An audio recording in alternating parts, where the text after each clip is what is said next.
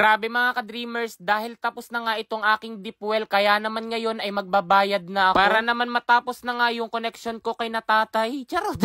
Finally, after 3 weeks ay natapos na nga ni natatay itong ipinagawa ko sa kanila na deep well water. Medyo natagalan ho mga ka-dreamers kasi nga napakaraming bagyo ang dumaan sa atin. Marami kasing mga kapwa natin ka-dreamers ang nagsasabi nga sa comment section na napakatagal daw ng paggagawa nila. Nauunawaan ko naman ho ang inyong opinion kasi nga napanood nyo yung mga videos natin. Pero sa loob nga ng 3 linggo ay mayroon naman mga problema na dumarating habang sila ay gumagawa nga nitong deep well. Bukod kasi ho mga ka-dreamers sa mga bagyong lumipas ay nagkaroon din ng problema pagdating nga sa makina na kanilang ginagamit. Kaya nga kung napanood nyo ang isang video ko last time ay nagbili nga ako ng makina. Nang sa ganoon ay maituloy nga ni natatay ang paggawa ng deep well water. By the way, yung makina nga pala ho na iyon mga ka-dreamers ay kay natatay pero ako lamang muna ang bumili kasi out of budget sila. Pero babawasin ko iyon sa kabuuang ibabayad ko sa kanila dahil iyon naman ang aming napagkasunduan. At dahil nga ho mga ka-dreamers sa mga problemang dumating sa loob nga ng 3 linggo ay tumagal iyong trabaho. Sa halip na halos 2 linggo lamang ay inabot talaga ng 3 weeks. Abay sobrang worth it naman ho mga ka-dreamers ang paghihintay tapos yung pag-invest ko nga rin sa deep well water. Kasi habang buhay kami ay mapakikinabangan namin ni Rich. Tsaka sa pagpapagawa pa nga lamang natin ng dream house ay mapakikinabangan na agad. And honestly speaking ho mga ka-dreamers, napakinabangan na rin nga agad rin ang ilan nating magiging kapitbahay. Dahil kung mapapansin nyo nga sa ilang mga videos natin ay may ilan na rining nagtatabo. Binababayaan kasi muna naming buhay iyong deep well para naman mas malinis iyong tubig. At habang buhay nga ho iyan mga ka-dreamers, sa halip na yung ilang kapitbahay ay tumabo pa sa malayo ay dito na lamang muna sila nagtatabo at libre nga. May ilan na rin nga dito nakaligo at dito na rin naglaba. Sabi ko nga'y lubos-lubosin na kasi kapag may bakod na hindi na talaga pwede.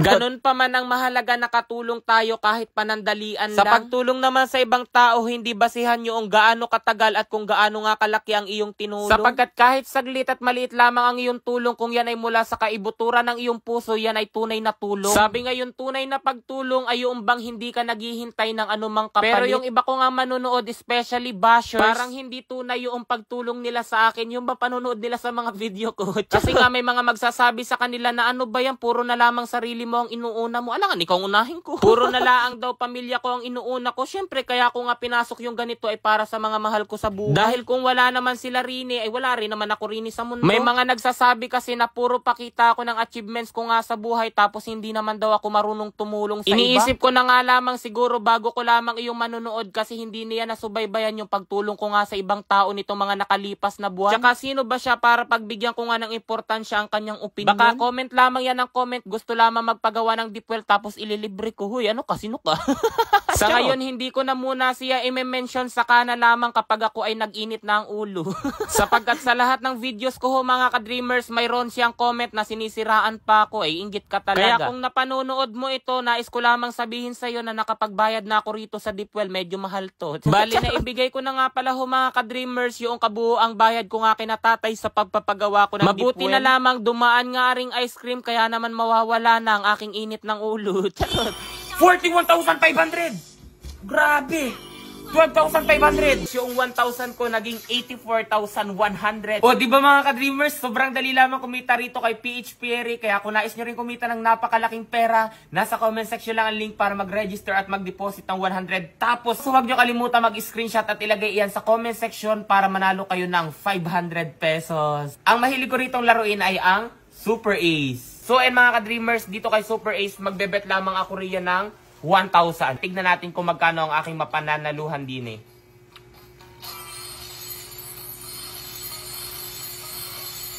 $1,000? Uy, scatter agad.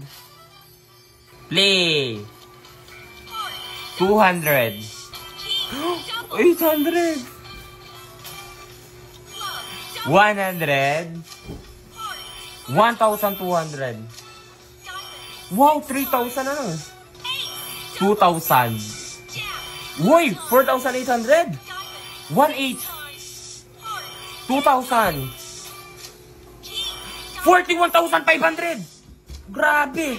12,500. 4,000. Ayun na. 5,000. Hala.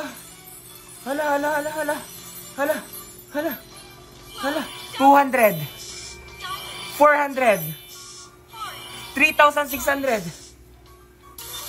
So, tingnan nyo mga ka-dreamers, yung 1,000 ko naging 84,100. Di ba? Napakalaki. Kaya kung nais nyo rin manalo, nasa comment section lang ang link para mag-register. Huwag kalimutan mag-deposit at ilagay ang screenshot sa comment section at may pag-asa kayong manalo ng 500 pesos.